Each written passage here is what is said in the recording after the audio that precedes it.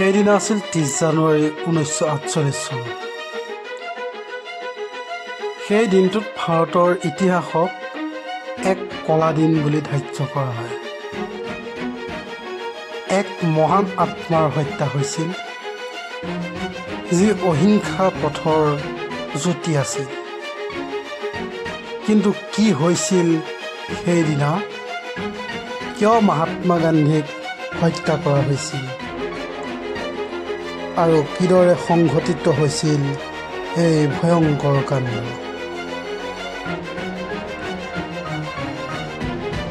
তেতিয়া প্ৰায় সন্ধিয়া 5 বজাৰ কিছু আগত মহাত্মা গান্ধীয়ে তেওঁ প্ৰাৰ্থনা সভালৈ গৈ আছিল।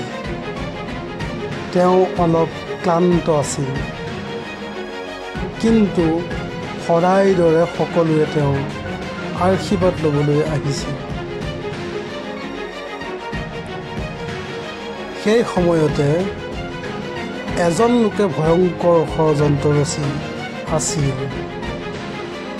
তেওঁৰ নাম আছিল নাথুৰাম গডছে। গডছেৰ বিশ্বাস আছিল যে গান্ধীজীয়ে দেশ বিভাজনত মুছলমানসকলৰ প্ৰতি অধিক সহানুভূতি দেখুৱাইছে। তেওঁ সিদ্ধান্ত ল'লে যে গান্ধীক হত্যা কৰিলে তেওঁ ভাৰতৰ উদ্ধাৰকৰ্তা হ'ব।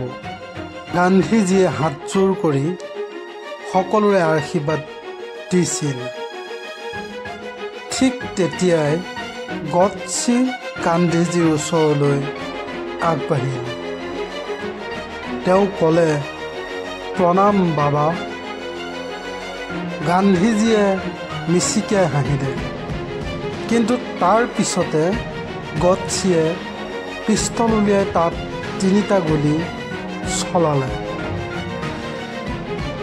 গুলীবিদ্ধ হৈ মাটিত পৰি গৈ গান্ধীজীয়ে তেওঁ শেষ শব্দ উচ্চাৰণ কৰিছিল, হে ৰাম। গোটেই দেশ স্তব্ধ হৈ পৰিল।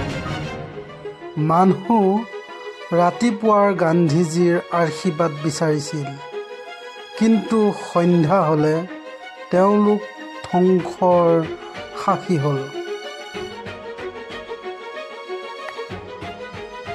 এই হত্যাকাণ্ডৰ পিছতে সমগ্ৰ দেশ বিষাদত আবদ্ধ হৈ পৰিল। জৱাহৰলাল নেহৰুৰ জাতিক উদ্দেশ্যি ক'লে,